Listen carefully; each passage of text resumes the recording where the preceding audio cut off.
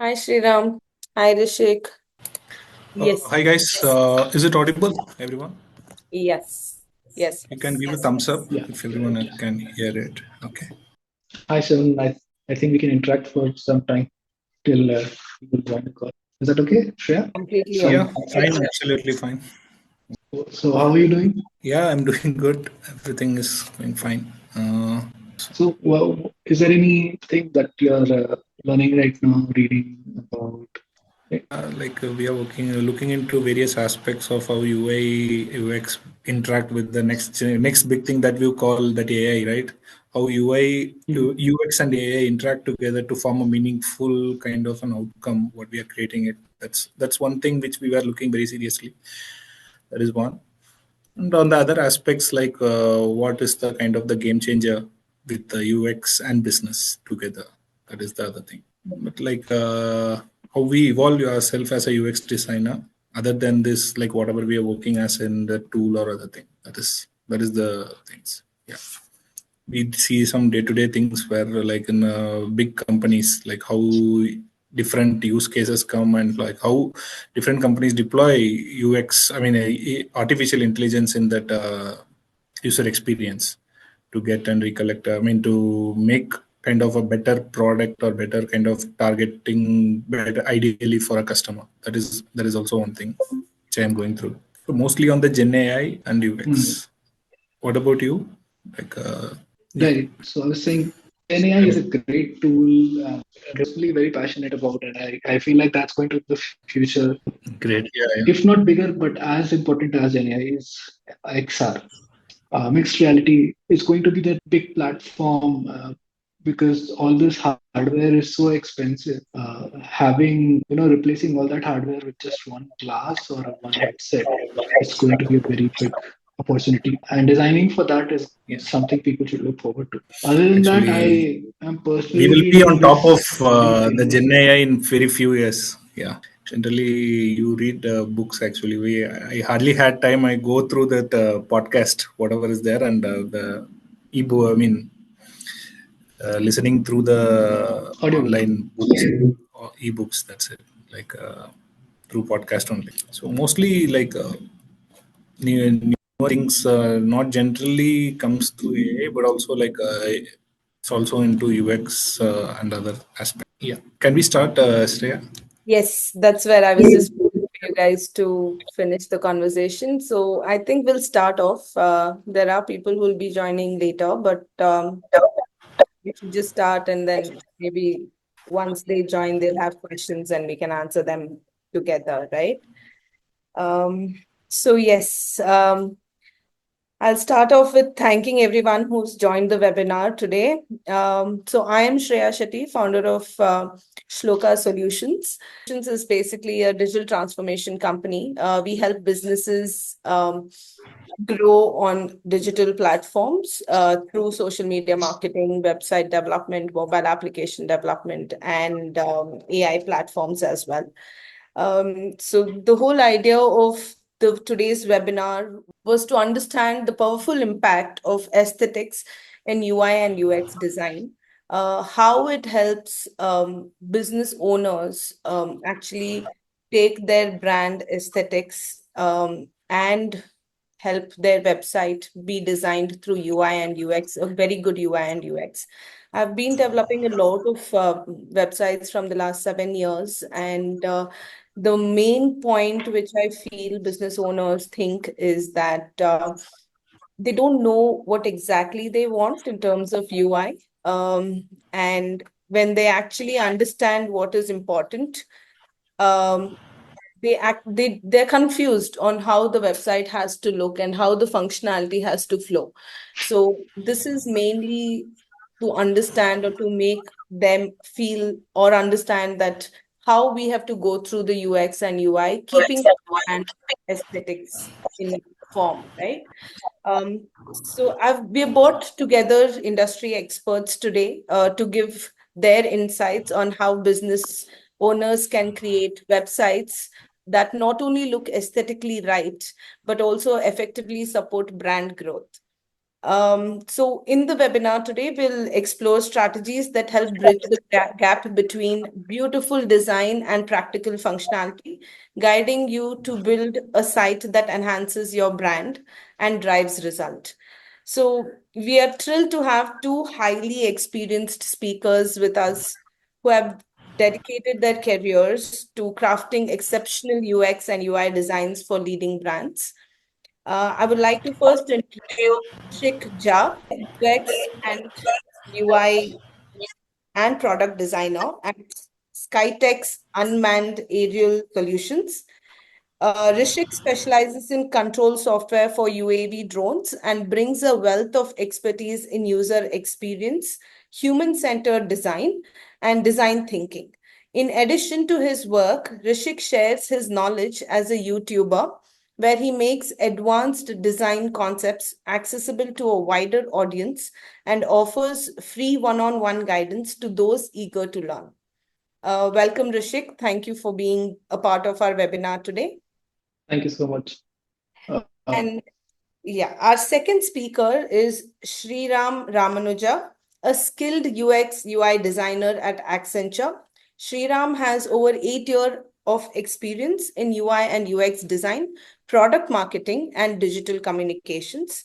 At Accenture, he's actively contributing to the transformative journey of the Accenture Industrial Intelligence Suite, AIIS, a platform that is revolutionizing industry operations through enhanced efficiency and intelligence.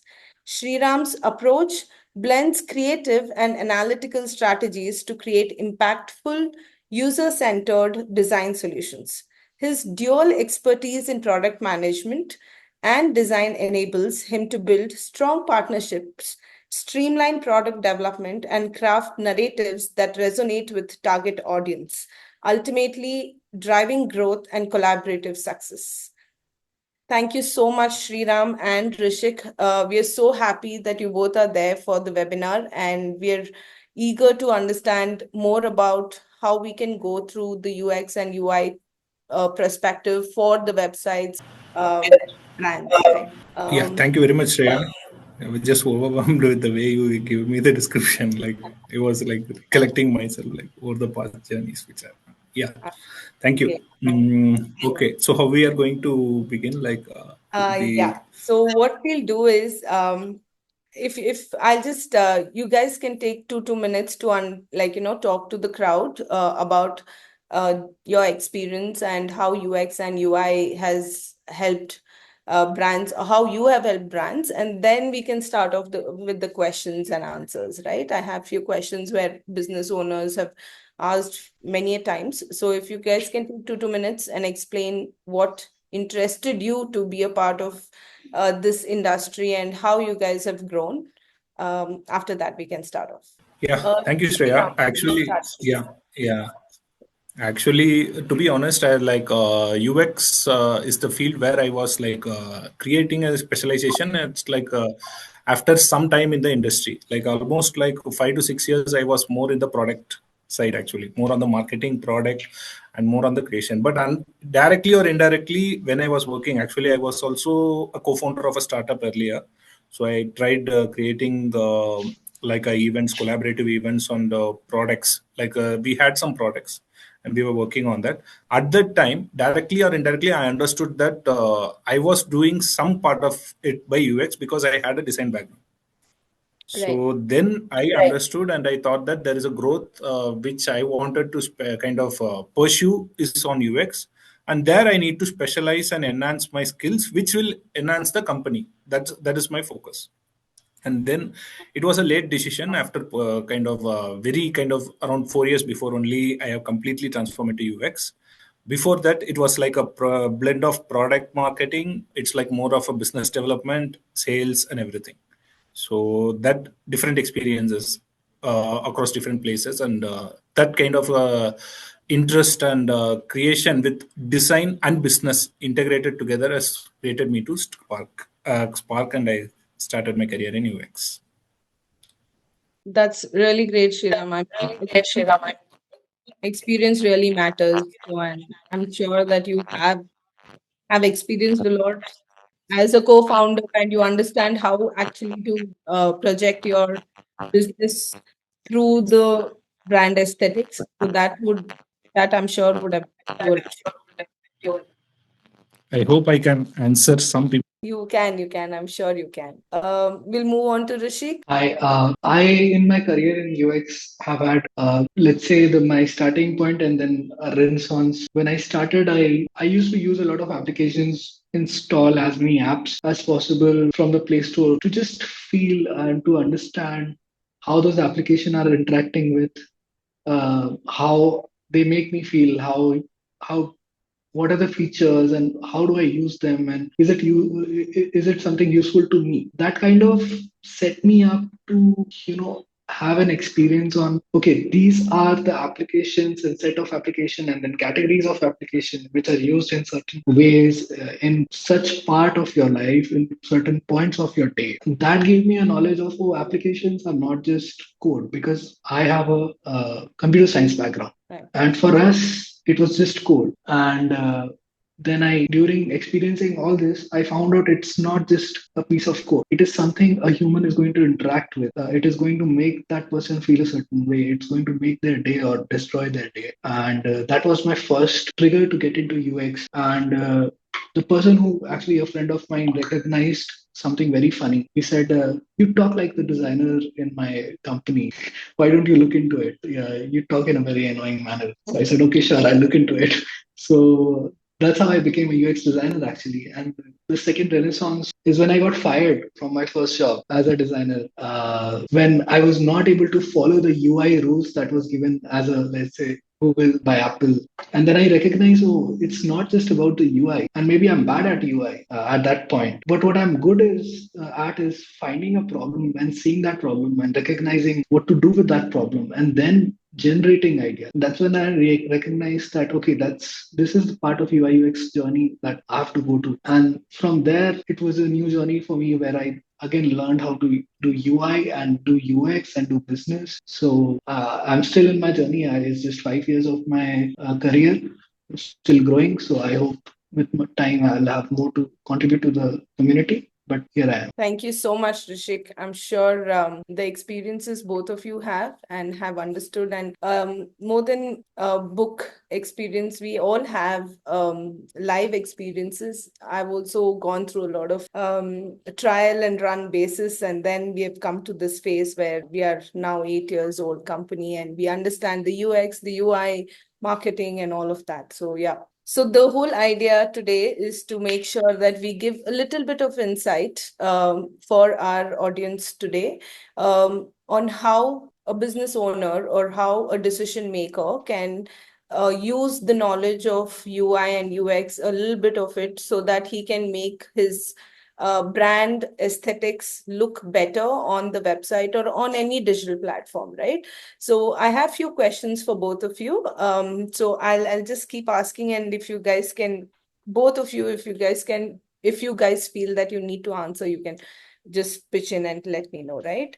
So the first question is for Rishik. So we often know that there is a brand, there is a logo which actually we decide for, and for any business, and the aesthetics of the brand logo, the brand book, everything is completely set, right?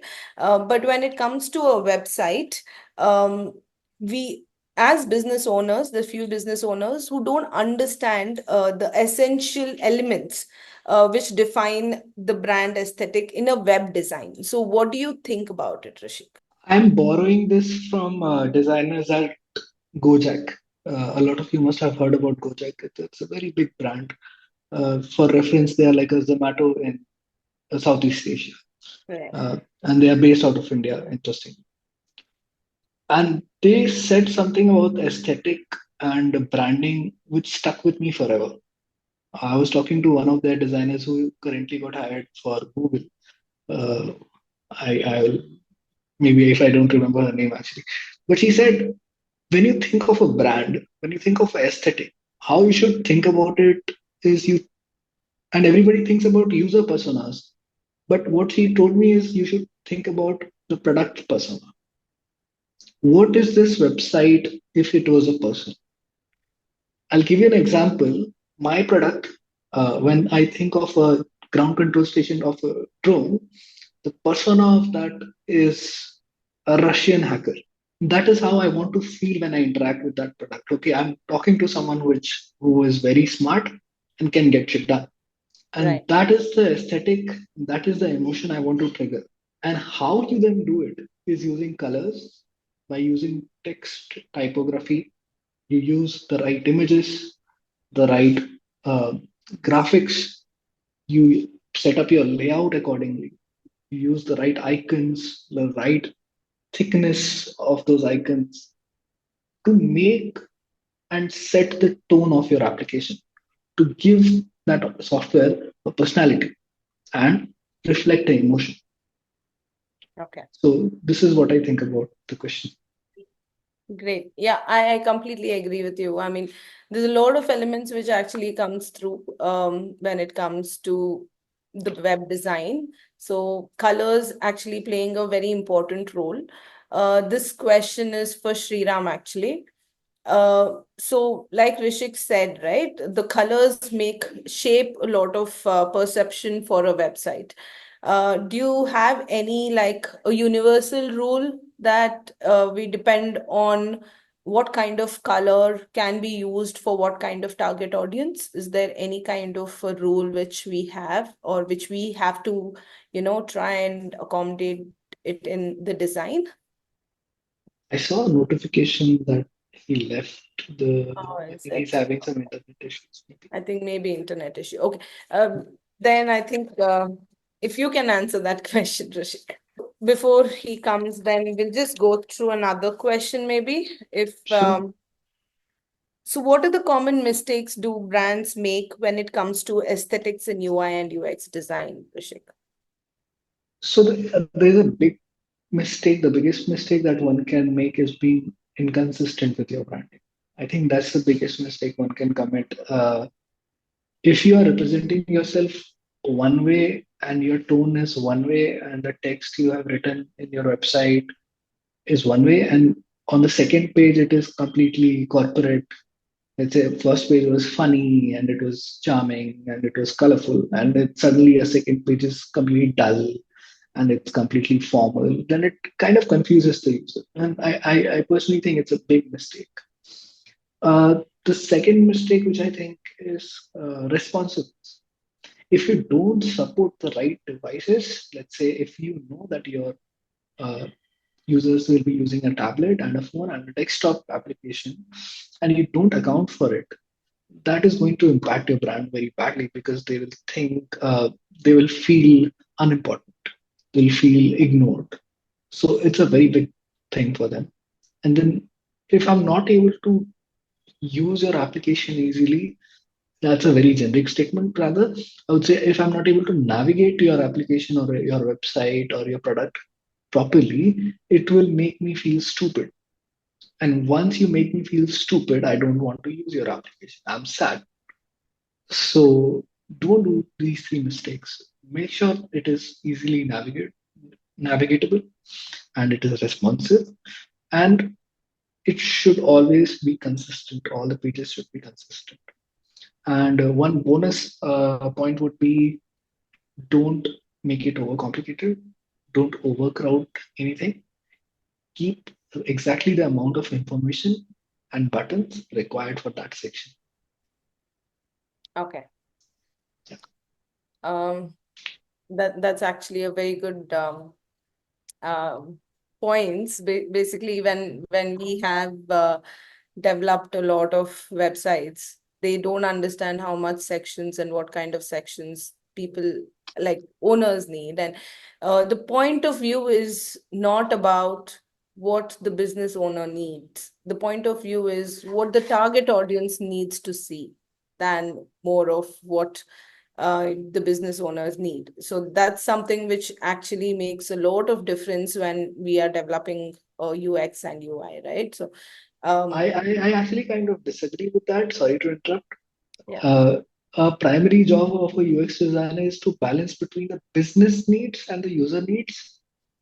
So the business owner can be different from the business, That Correct. is where I think you would agree with me that I don't Yeah. have to listen to the owner, the business owner, rather the business need that he is identified, I have to stick to that. Yes. So extract the need from the personality and then use that. Yeah, I think that becomes a very important thing because it's not the owner, it's the need of the business which you have to actually work around, right? Yeah. So that Correct. And then balance that with the user. yes. Yeah. I think I think Sriram. Simran is back. Sorry, Yes. I keep Yeah, calling yeah, him Simran. Sriram. Shriram. Sorry. Sriram is here. Yeah. Um, Sriram, can you hear us? I see it's two instances of his I think that joining. only go. Okay. Another question for you, Rishik.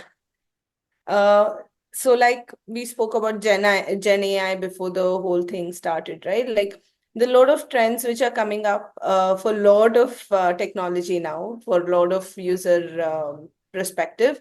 So what is that emerging trend do you see shaping the future of brand aesthetics in UX and UI? There's one already very big trend which has been there in the the product world for a long time, which is minimalism. Okay. But what minimalism took away from UI UX and products is personality. Okay. I remember like back when we were using internet, every website used to have its own charm and its own personality, and every application used to do everything. Okay. So like one button, very quirky buttons, very quirky way of putting images. It was internet was basically a scrapbook of a student, school, and it was very fun, which minimalism kind of took away. So I think this is going to be a very big trend. That minimalism in combination with some quirks, some putting some soul and some character into the websites and products is going to be one big trend which you will see.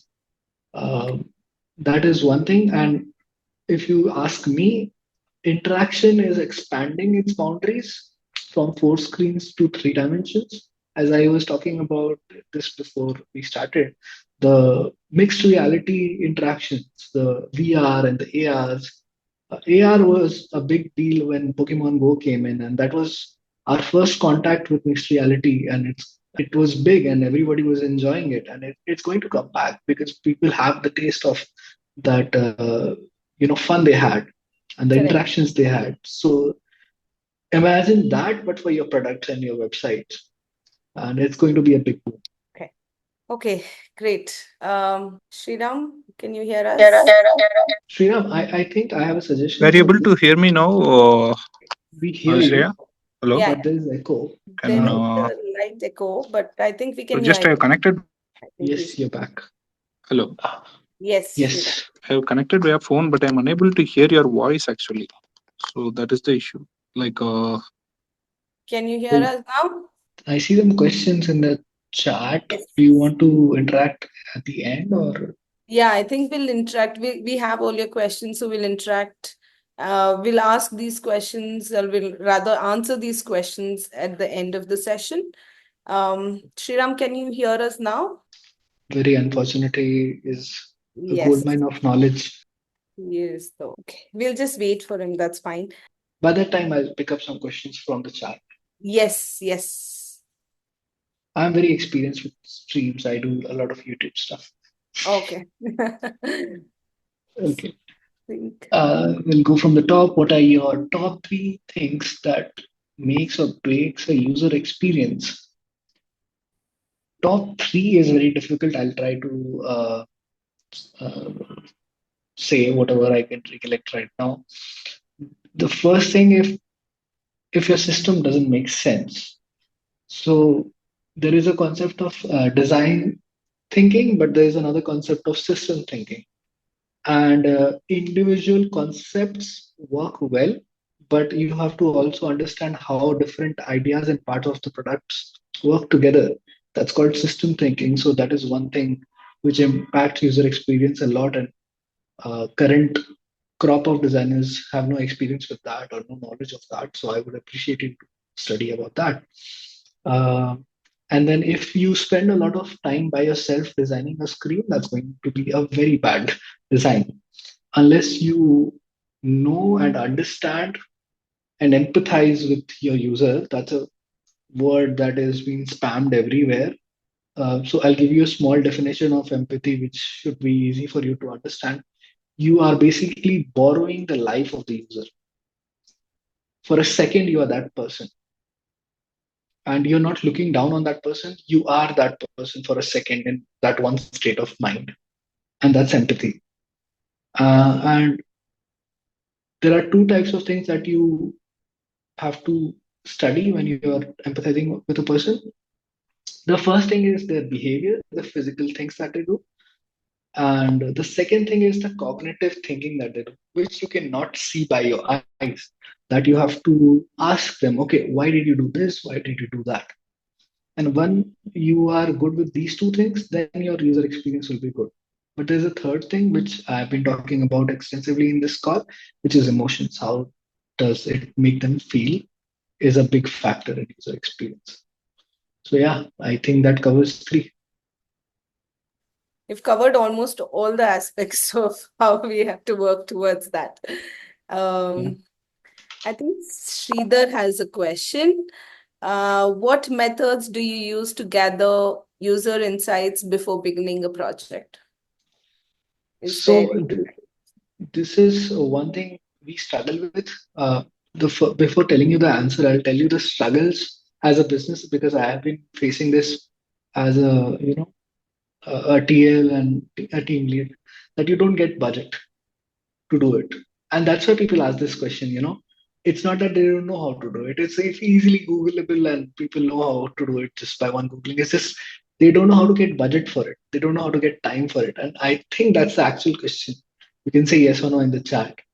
But how you do research is by being very ahead of time, saying and putting goals with your teams that, okay, if these are the technologies that we are working with, we have to continuously be doing research parallelly, regardless of what the product we are currently working on, so that we can take those insights when and where needed to the product. And that's how you try to make budget for that. And Okay. then you can use all these tools. If you don't set up this parallel lane of user research, you will never get time or budget to do research because business people don't understand this because they don't have to, right? Uh, and this is something they follow in the market research side. They are always doing market research, a potential source of income, a potential source of selling something, but they don't do it in user research. So this is something you should really talk to your management about that.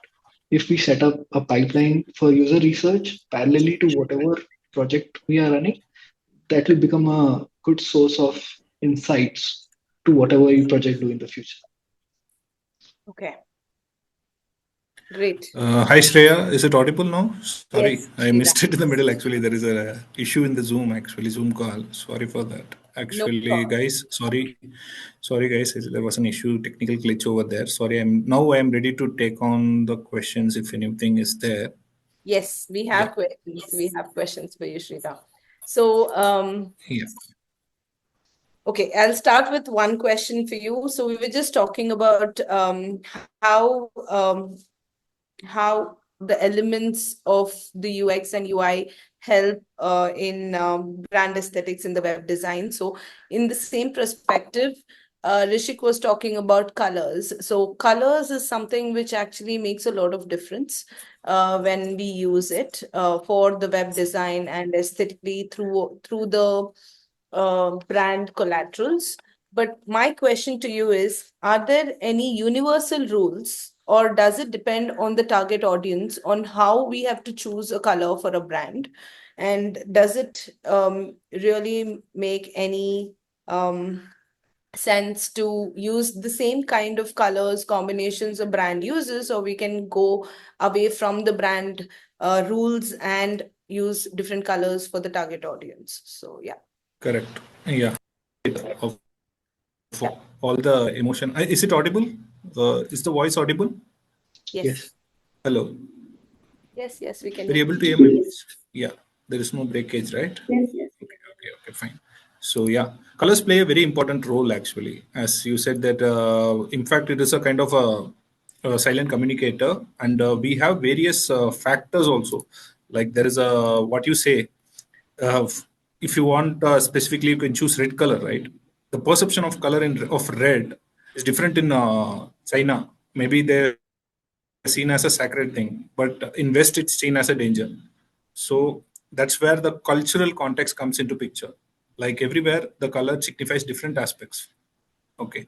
So, for example, you have various factors like psychological factor, and there are like very much, as I said, every color. Like for example, even you see the companies which brand themselves in the for Netflix, they may have some red color so that they show that energy, excitement, and like passion. Even Coca-Cola, I can take for example. That is also one thing. Majority of the many tech startups, if you can take it, like they come up with a blue color, like that shows a trust and professionalism and everything.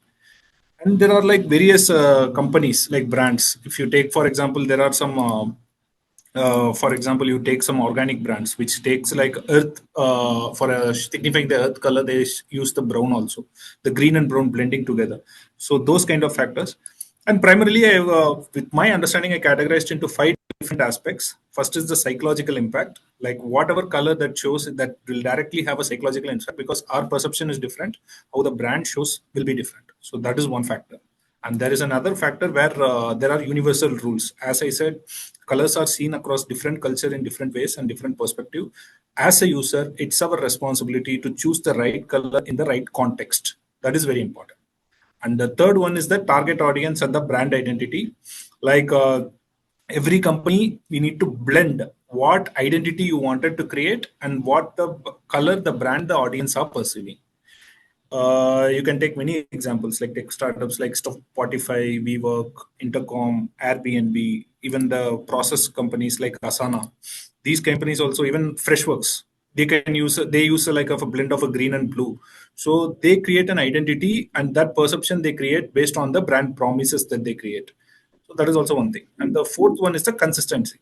Whatever color you use, it should be consistent, not just across specific geographical area.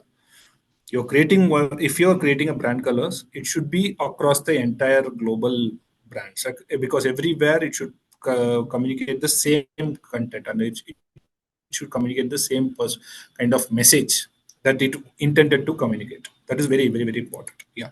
And the final one is the preferences, like what are all the trends.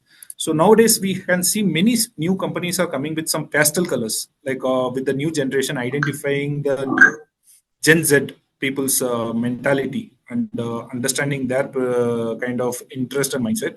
Brands, though they don't completely change the brand colors, but based on the trendy products that they launch, they come up with some ideas like many Nike, Coke, and even kind of the latest Apple also when it launches, they uses the vibrant kind of the rainbow colors or something to for the inclusivity for other kind of all the communities also. So every color shows the cultural and also every aspect of the business. I mean, kind of every cultural and all the aspect of the business through these color perceptions. I think we will discuss in detail once we go through each and every aspect of it. I think overall this is the idea that I wanted to show, like explain to you. Yeah. Thank you so much, Sriram. That actually gives a lot of insight about colors and how people look into it. Another question which I have is, in your experience, how can brands find the right balance between visual design and functional user-centered interface? So yeah, in today's market, right, brand should understand like how we are creating the brand aesthetics as well as it should be sellable. That two factors, it should be very clear on that. So first, when you needed it, there are some very, very important factors that we need to keep in mind. First is the user need and the brand identity. So whenever you create a brand identity, you should understand that whatever you are creating or supporting the product, it should align with the brand identity. Okay. So to give a very classical example, I can give Apple as an example. So it always keep a very sleek and a minimalistic approach while whenever they design a brand, and it also ensures that every functional aspect pain points of the customers are handled through their product, whether it's an user interface or it's a layout or a ease of usability, everything. So that is one thing. And the second one is always prioritize usability than the aesthetics. I mean, I think you might have known about the aesthetic usability effect, where if you guys have like created a very user friendly, very kind of usable product, that's not the case. But generally, always you keep it visual appeal and always make it very usable. That is very important. So whenever you Yes. keep it, the aesthetic usability effect is important, and also you keep it very simple. That's as simple as that. That simplicity is a more important factor, and always you need to prioritize the information hierarchy. So Okay. like size, color, or contrast, whatever you're using, ensure that the information hierarchy is very proper, whatever the things that you wanted to see in the user eye. So, and other things you may be aware about it, like what you see, the white space and other things where you have a very and get the better brand consistency and other aspects of it. And one more thing I wanted to insist on this design perspective, that is on mobile friendly design. So whenever you design a screen, always focus first on the mobile first approach first, and based on that, you can even take it to the other screens and other areas. Primarily, when you see in many countries, there will not be people will not be using desktops, like some developing countries in Africa, or Right. there will be only people will be using mobile. So Yes. there, it's very important that we need to use only mobile. So at that case, you can use that kind of a thing. And again, the cultural factor comes into picture, and how you can make that usability work it. You need to think through it, and you need to come up with a solution. That is one. And there is an optimization for performance and accessibility optimization. We need to do always the testing. Always testing comes from a good feedback and good response. Like you need to get a proper feedback from the users is not just the user, it should also be coming from a 360-degree point of view. Everyone and every person's perspective need to be addressed. And once you give the high fidelity, I mean, high fidelity means the final copy of the design, like that final color and everything done. Once it is done, you need to get the feedback. That feedback session should be done many times. That is the challenge. Like every time what happens is the designers complete the design, and they don't they give the design to the developers, and they don't see the feedback what is happening. There is a kind of a loss which happens from designers to the developers. So whenever they with kind of a thing, I ideally, like it's not 100% it will be deployed. There will be some functional limitations, there will be like kind of technical challenges which will be there. So always you need to do the testing. From there, the developers, from the developers, we need to come into the common point, like where we are going wrong and what common point we can bring in, and we can come into a kind of a problem solving approach, and we come into a middle point where both come together and we can resolve a solution. That is more important. Yeah.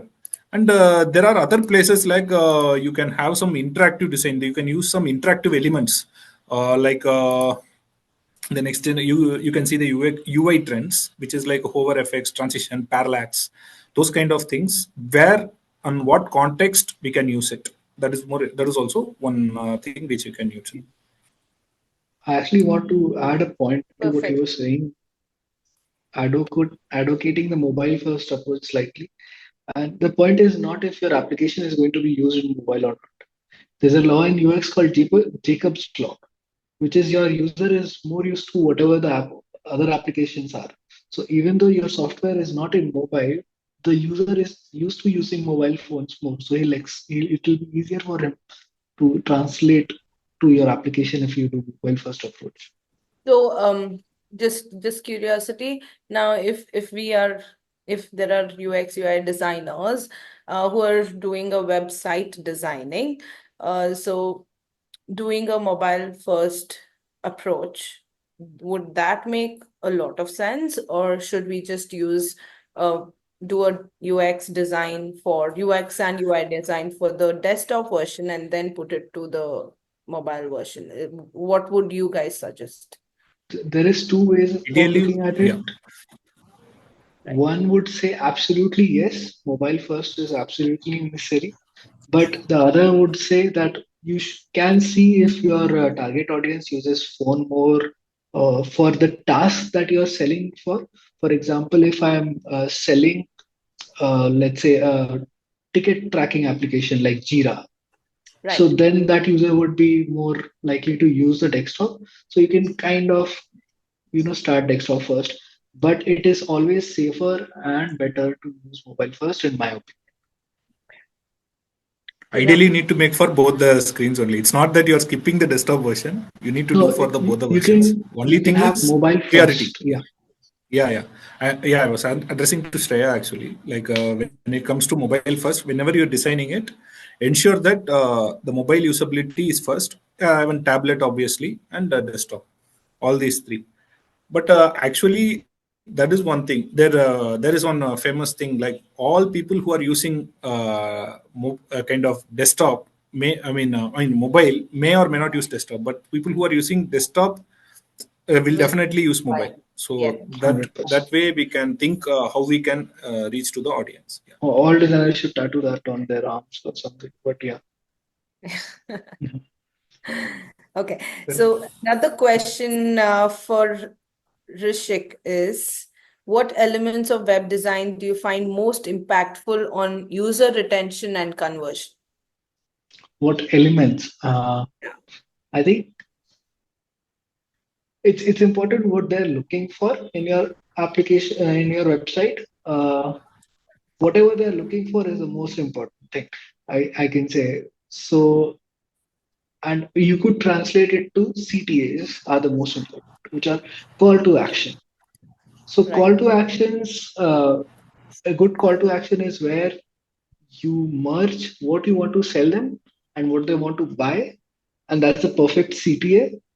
And that is the most important thing for retention and leads and conversion and all these metrics that we obsess over. Okay. Another question for Sriram is, how can a business ensure its web design stays modern and relevant while holding true to its brand identity? Yeah, Shreya. I think this question, as we go further and further, right? Like we will be answering, we would have already answered certain things in the kind of the earlier one. Right. First thing, as I said, research. Do the research. Do the research, the due diligence. That is the first ever thing where you kind of stay modern. Because you may think that whatever the things that are relevant to the brand is the latest and novel one, but no, there will be kind of many things which are hiding in the website, which can give you, which can inspire you and get it to the next level. So always identify, trend identification is very important. So if someone wants to know how to do that, you can do through like different ways nowadays. Like even like we are doing, even the agents are doing, like Cerebra, there are some different agents which are working. That will also be where they kind of go to different experts and they are getting the data. So that kind of a thing, that kind of technology, that kind of things that we have grown up to. So but like for example, if I am even if I am given a business problem to handle in a specific industry, I may not know the exact answer. So I go to the subject matter expert. So I go to that subject matter expert and I extract the information. So I will get that exact information not just from one person. I will interact with many people, like three different people from different backgrounds, doing the work, being in the same industry, so that we Right. will get an holistic approach. There are also some ways where you can do tech on the technical aspect. Like you have Google Analytics, where you get some industrial insights. From there, we can get some kind of simple thing like how, as Rishik mentioned, like how the call to action, how people are like driven, or how brands kind of pursue the customers to buy decisions in by having the call to action in different places. So that factor comes into picture when you have a kind of a better kind of analytics. You can do a one, you can place a button in one place, in one area. Like for example, for booking a ticket, for example, whenever you book a ticket and you get to, the user should not scroll. Within the scroll, if he is able to do that everything, then your product has a better chance of selling. So that is those kind of things you need to think through, not just in scrolling, but there are various factors which are also associated with that. And also you need to know more about the trends and innovations which you will be learning over time. And like nowadays we have some kind of with the development of omniverse, we have 3D interactions. 3D has been developed, and we need to know how the 3D will be helping with the minimalism and the user Correct. experience. And we have some augmented reality and everything. So Yeah. that things are there. Again, I will say the responsiveness, like how mobile optimization brings more responsiveness. That is also an important thing. As I said, this mobile first approach, and there is one thing I wanted to address, that accessibility standards. Okay, whenever you create these kind of screens, it should be enabled to all the people. Like it's inclusivity. It brings the inclusivity. Like even the person who is visually impaired and if he's having hearing impairment, these kind of people should also be able to access your sites. So you need to have some text assist, you need to have some kind of minimal ways where you should not use some complex jargons. Those Right. kind of perspective where it opens and brings the inclusivity, where everyone, the website will be open for every kind of people. So these small impacts also build a kind of a bigger things. And you should always build a process as such. You need to build a process where you regularly grow, like you regularly innovate, and regularly that what you say, that consistency and innovation are like two different part in the family, but both should go contradict with each other, but both should be followed parallelly. Like you need to be consistent and you should also be innovative. So that is one thing. Like sometimes innovation will have a impact on the familiarity with the in the application, but still this innovation will only be helping you to sustain in the future world, whatever we are bringing in. So that is more important. And also like one important thing is you need to get that feedbacks ready. That feedback function is very important, Right. and you Yeah. need to balance that aesthetics with functionality. That also I have addressed before. And more important thing is you need to have a strong if you are a user experience designer, I hope everyone is wanted to be a designer. Always you need, if you at the earlier part of your career, always be tied up with the senior designer. Even you find a mentor, whoever is Mm. a designer or mentor, just tie up with them, ask as many questions as possible. You are free to be stupid to them, so that you can explore your mind as best as you can. So that will help you to enhance, because the person who is working as a designer, they have a very good kind of approach, and they have a learning which will help you to kind of collaborate, and you can work with your mind together. It will bring in a kind of a different perspective within you. So that is also one thing. And also you should always collaborate with the developers also. As I always say that your design, your user experience is not completed as soon as you close the Figma. Correct. The entire process starts only after you complete it. The design system completes all the Figma links. Once you've done it, you need to work completely with the designers. That's where the 40% of your work, the 40% of your effort that you do will only reflect the complete impact. Like whatever you've done, that 40% will give you the wow factor to the customer. So these are all the things, yeah, I think once I it wanted to reaches address. customers' hands, then that's the only time your job is done. Or rather, Correct. it starts. But yeah, Correct. Yeah. I mean, that's exactly what I was coming to, right? One point which I really liked is the mentor point, which makes a lot of sense because there are a lot of designers who want to know, explore, and it is very much needed at this point of time that we have a mentor and we make sure that the Gen Z developers, Gen Z designers understand what exactly will work and will not work, right? So right. that makes a lot of difference now, right? Because knowledge is free currently on the internet. You can read whatever you want, but you need someone to tell you what to study, right? Correct, yes. And what is right, what is wrong is it And for depends that, you on can follow every my person. YouTube channel. Oh, okay, And one more perfect. thing, yeah, as I would like to add one more point. You need to also have a design system. That Yes. like design system is very important. Even if it's a small kind of UI that you're developing, just whatever you're created or compiled, you need to compile together and build a system. That system will help you to build, I mean, understand on the brand reflection, how brands interact across different use cases, those things. Right. Right. So we'll take the last two questions which I have, and then we will quickly finish the answers for the messages which we have got, Yeah, right? I will try to be as brief as possible so that Yes. if in case if you have some people asking questions, we can try to answer that. Yes. Last two questions, one for Rishik and one for Sriram from my side. Um, okay, this is for how do you measure the return of investment of a web design, and which metrics is the most useful as of now? I think we just touched upon it a little bit, the metrics Yeah, part. For me, it's the money. How much money did you make for your business is the biggest metrics, but that could come with time. So that is why we have to look for other metrics, because you don't make money immediately in businesses. It takes time sometimes. So the matrices that you can look for is how many people stayed for how long on your website, uh, how how quickly they bounced off your website, and okay, how many leads at least you produced, not purchases, but just leads. How many people went into your pipeline, became, and it worked as a touch point, a successful touch point. And then right, the conversion comes after that. How many people did you convert to? By conversion, I mean converting them to customers. So yeah, so perfect. it's always the money. Shreya, if you have It's one always minute, the I will number of just customers. add what. Yes, Yeah, please. Shreya, if you have 1 minute, I will just try to add what Rishik tried to say. Right, I will try to add along with what Rishik said. As he Yes, said, right. yes, yes, So yeah, yes. as he said, right, when I was in a startup, so initially we started in the phone call, like having cold calls, and we ended up in having a website which sells on its own.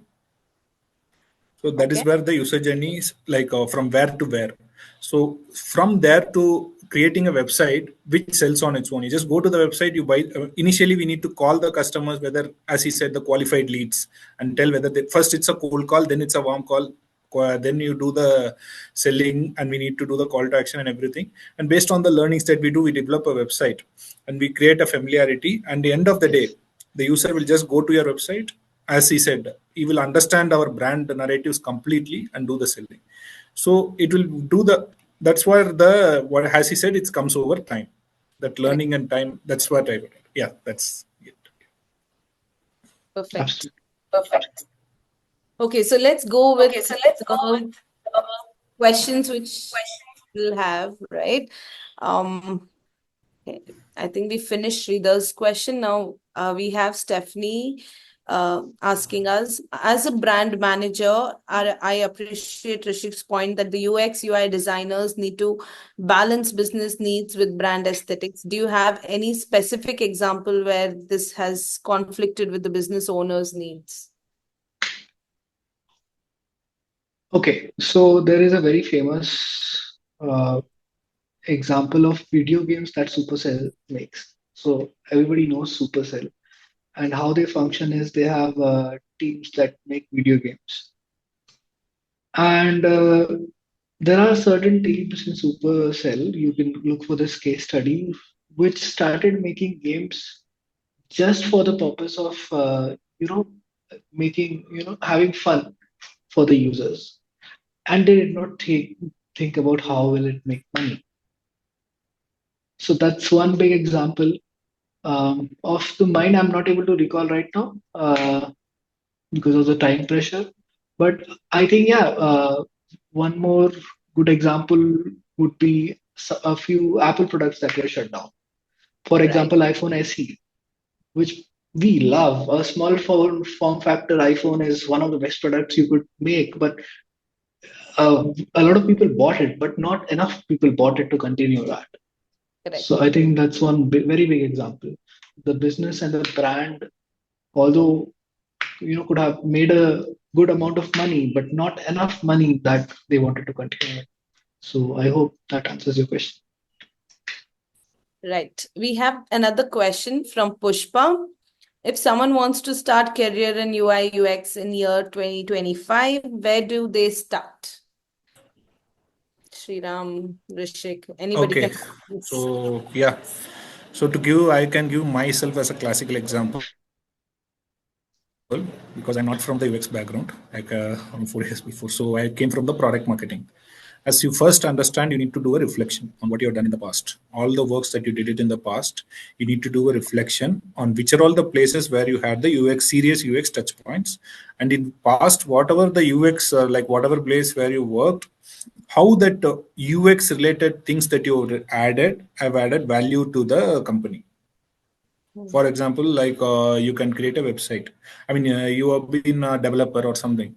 Somewhere you might have told that in this screen, we would not show, like there are about, if you are having some 15 to 16 products, like you are selling. Okay, I will not sell all the 16 products. I will just show 5 products in my screen. Let the audience decide and let's see how it's engaging. And then based on the interest, we will create categories and we can build it. You are not a UX designer. You worked as a product marketer and you created this idea.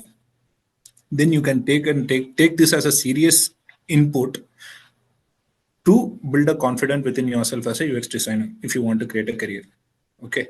So this is what UX is about. It's not that you do all the kind of fancy stuff in Figma and XD and all those things. That is happening. That is also important. But how you visualize, like you should think as equal and as smart as a brand manager and a product manager. But it's not important that you need to know that designing skills to become a UX designer. So you can start from anywhere. Only thing is you need to capture these things. And as he said, as Shreya strictly pointed out, I mean, it's very clearly pointed out, you need to have a mentor. The mentor will give you the way, like how you can build forward. Like in my experience, I also like mentored many people who are coming from different background also. Like for example, some person has came from a different, completely different point, like a law firm. If a person is working as a lawyer, they wanted to become UX designer. So how I can give some abstract examples and conceptualize themselves and bringing into the user. So end of the day, you need to kind of bring it and deliver it to the user. So that thinking hat you need to wear, and you can confidently say you are a designer. Perfect. Thank In you. fact, I have had an intern who she was a history honors and she became a UX designer, at least got an internship as designer. And there is a very famous saying in design, made famous by IDEO, which is fail often, fail forward. So the only way to know is start and fail and find out what is right for you. And learn all the concepts that's there, but start applying them, failing at them, getting feedback, and then improving on them. Yeah. That's Correct. awesome, Rishik. That's spectacular. Yeah. Sharon has a question. What is your approach for making websites and platforms accessible to all user groups, including users with visual, hearing, and motor disabilities? Yeah. I will be able to access that. Answer this question. So as I said, like you can like you wanted to bring that inclusivity. So you need to have that. You should ensure that there is a framework that WCAG. You can go through the website also. The WCAG thing, that is WCAG compliance. What it is, what things that it says. But on a major scales with a limited time frame, I will tell you there is a poor framework. That poor Okay. framework is what it operates on. POUR. P for perceivable, O for operable, U for understandable, and R for robust. Perceivable means it should be like whatever they understand, it should be very much easily extractable, the content. And operable is you can be, the website should have the interaction with the people. That is one thing. And understandable is easy to understand, for, especially with the disabilities people. And robust is it works across all the devices, mobile phone, tab, and everything. So those things which I have told as a key guideline is, it's like for the, especially for the non, even if there are some scope for you don't have a non-text content, you need to ensure that you need to add the text contents if they don't have any, if they have hearing disabilities. So these kind of factors comes into picture, and it should be adaptable and distinguishable, and it should be simple. Yeah, you can Awesome. focus on those things. Thank you so Thank, much. thank you, Sriram. I took a note of that. It will help Yes, me me out. too. Yeah, Yeah. yeah. Thank you. Thank you, Sriram. Okay, last two questions and then we'll close the session. So we have Jack who is asking, are there specific resources, books, or communities you would recommend for continual learning in UX designs?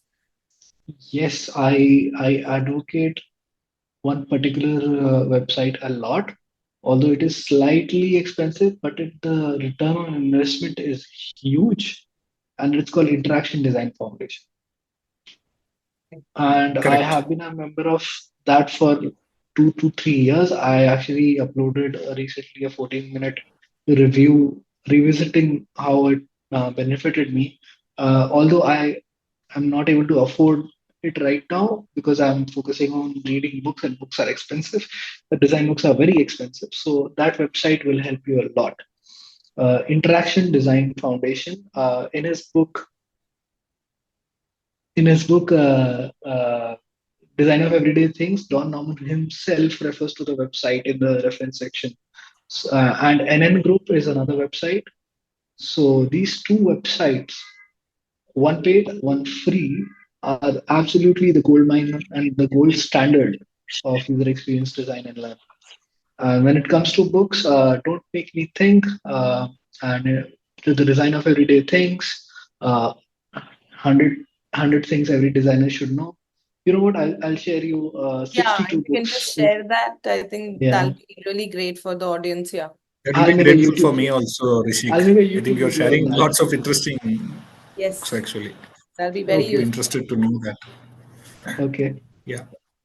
Yeah. So even and added to that his point also, like apart from the books, right? Don't stick yourself just to the design books. You just see go into psychology, like psychology oh, books. Many things where oh, the user perception will be worked very well. So yeah. then Think Fast and you Slow, one very good understand. book. Thinking Fast and Slow. That is one book, and you can also go into the consumer behavior. That the consumer behavior is a vast area where you can understand even the Carl Jung archetypes of how subconscious mind play in understanding and taking a decision for the user. So these things I am interested in. Maybe this kind of things interested you. But if on the academic perspective, what he said is correct. You need to go into the Interaction Design Foundation. If you found it's very expensive, there is a certificate in Coursera. You have a responsive website from University of London. That how to build a responsive website designing. I have completed it. It is like slightly complicated because it includes all the HTML, CSS, Java you need to learn. But it's not bad to know those things because you need to in future you may be able to interact with these developers in future. So it will be helpful on that thing. On Yes. a basic level, you can get that Google certification. That Google Yeah. UX certification is very good in Coursera. It will not cost you much. You can take that and you can complete it very easily. But only thing is, it takes that time. To 2 to 3 months, it will take. So these Perfect. things you work. And if for the software learning perspective, you go to Udemy and learn any course. It's easy, Yeah. and you can Rishik Yeah. is making some videos, right? You can learn from that also. It will be- Yes. And Yeah. people ask this very often: Do you need to understand coding to become a designer? No, but to stay in the business, yes, because you don't want to sound like a dumb person to the developers, and the only way you can talk to a developer is talking in their language, which is code. So at least understand their language so that you can Yeah. talk to them. This will help you when you become slightly more senior, let's say one Correct. or 2 years. So you have time, but please do learn it. Actually, as he said, only when you learn that coding, right, you will be able to bargain with that.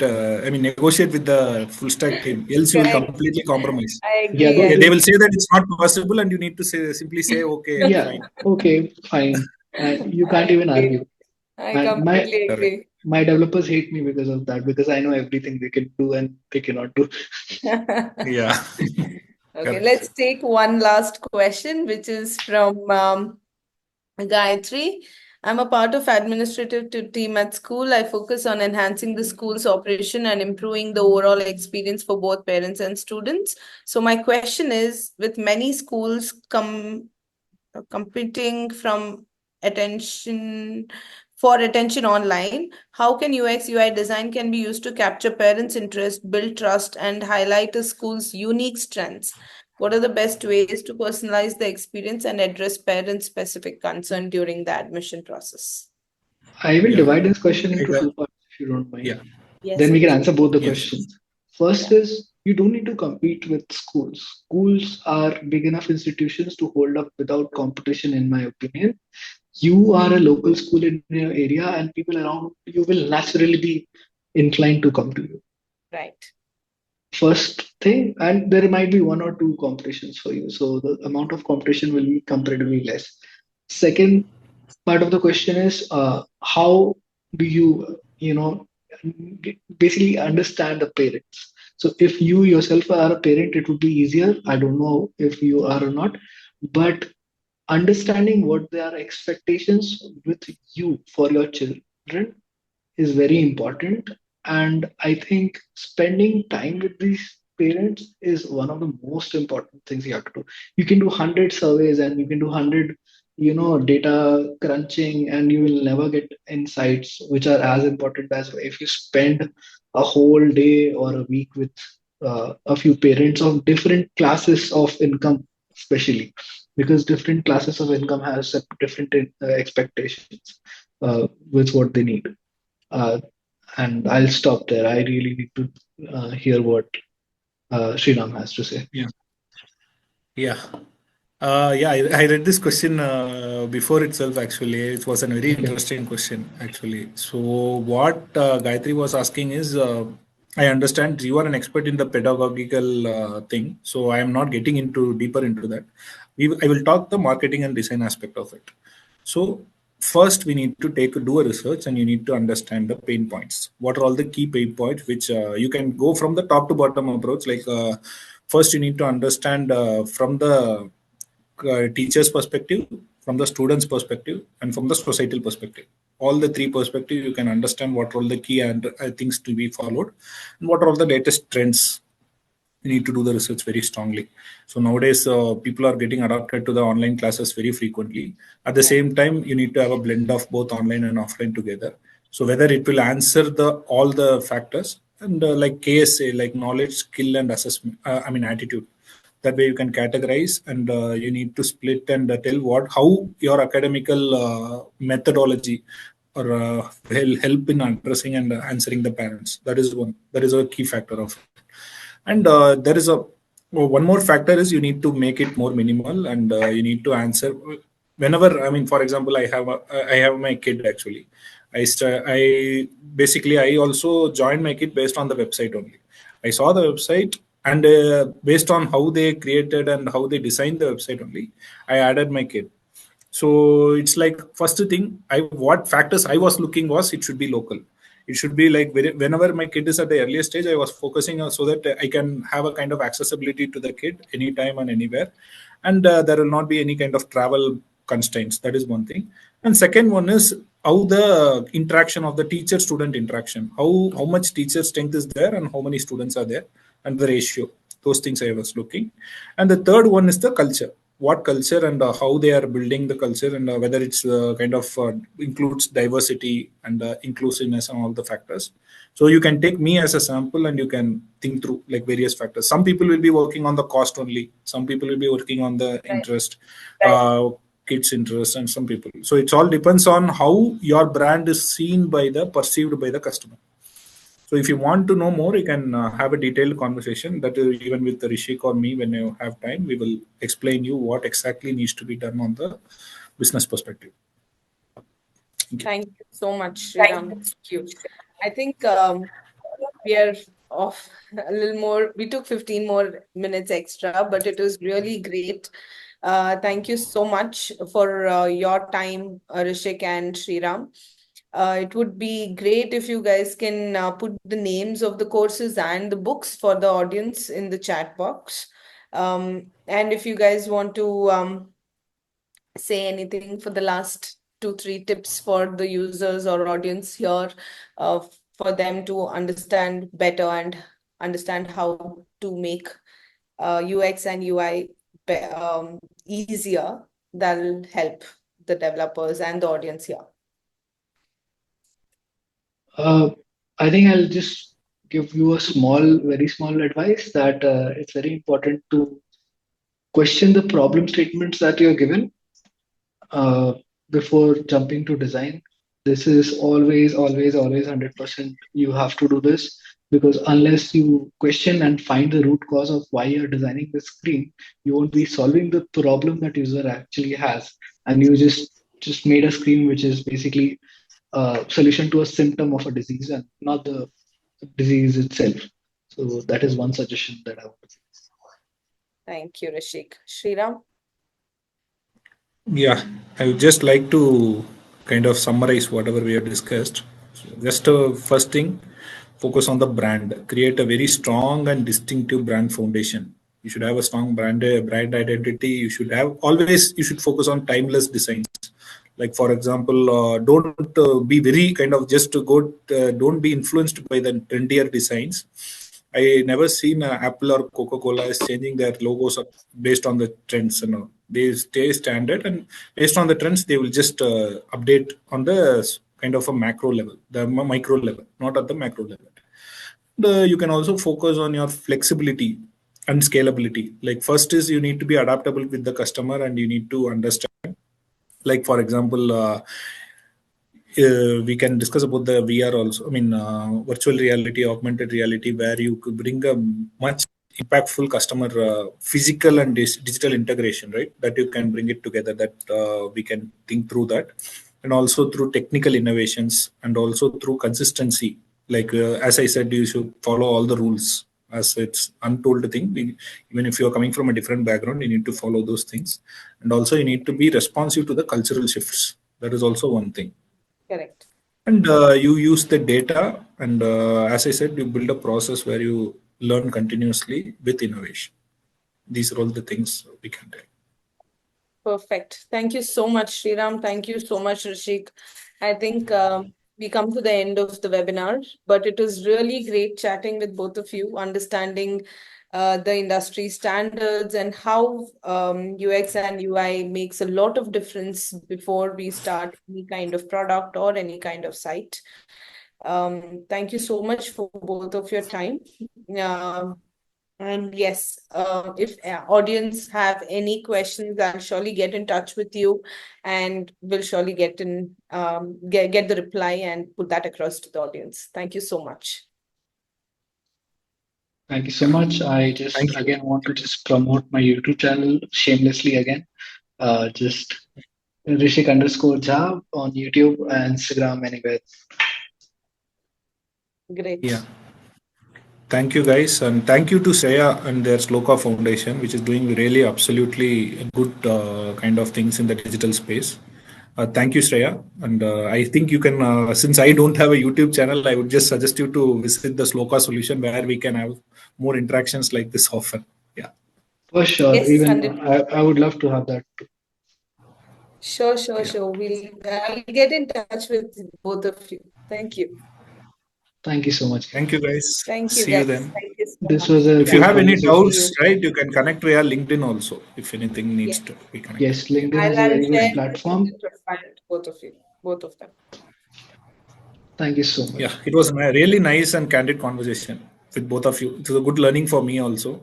Like I can understand where different things kind of people perceive and see UX in different perspectives.